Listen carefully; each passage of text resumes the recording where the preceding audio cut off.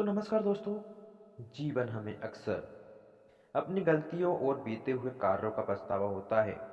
हम खुद को सोचते हैं कि क्या होता है अगर हमने वह कार्य नहीं किया होता या उस गलती को सुधार कर दिया होता। लेकिन क्या आपने कभी यह सोचा है कि बीता हुआ कल वापस लौट कर तो नहीं आता।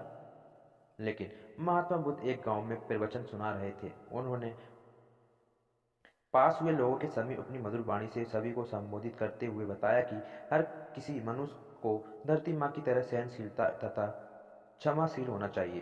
क्रोध मानव को ऐसा शत्रु है जो दूसरों को तो ना हानि पहुंचाएगा, साथ में खुद भी उससे नहीं बच पाएगा। इसलिए क्रोध ईर्ष्या मानव की सबसे बड़ा शत्रु है। सभा में सभी लोग शांति से उनकी बातों को ध्यानपूर्वक सुन रहे हैं।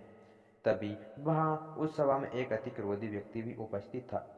वहां पहले तो उनकी बातें सुनता रहा, फिर वे अचानक महात्मा जी से क्रोधित होकर बोला।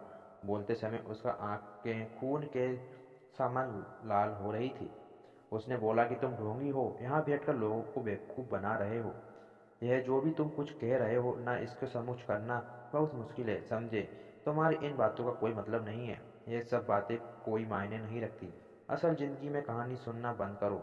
धूर्त महात्मा, और जहाँ से आए हो वहीं चले जाओ। ऐसे कठोर वचन सुनकर भी महात्मा जी ने उसे क्रोधित पुरुष का कोई विरोध नहीं किया और ना ही उसकी बातों पर कोई प्रतिक्रिया दी। वे शांत रहे और अपना काम करते रहे, जिससे वह पुरुष और भी क्रोधित हो गया। उसकी समझ नहीं आया वे क्या करे। तब उस पुरुष ने महात्मा जी को मुंह पर थूक कर चला गया।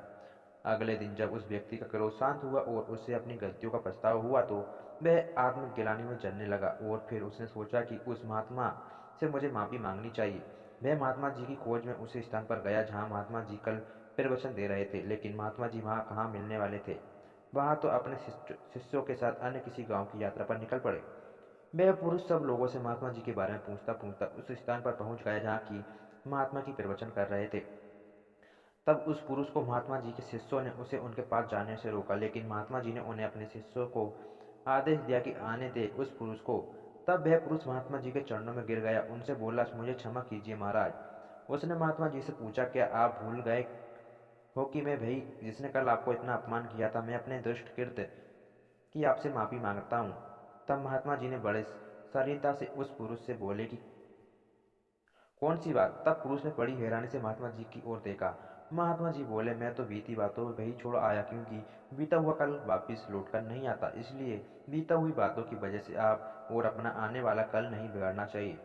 जो हो गया सो हो गया। तुम्हें अपनी भूल का एहसास हुआ, यही सबसे बड़ी बात है। तुम अपनी गलती को मान लिए, सो तुम अब निर्मल हो। क्योंकि इसलिए कोई भी घृणा अपने मन में नहीं रखो। अपने आने वाले कल के बारे में विचार करो और उसे सुधारने का प्रयास करो। महात्मा जी की बात सुनकर उस पुरुष के मन में बड़ा हल्का हो गया और उसने महात्मा जी के चरणों में पकड़कर कहा, आज से मैं अपने क्रोध को त्याग करता हूँ और धैर्यवान और क्षमाशील होने का प्रण आज से लेता हूँ।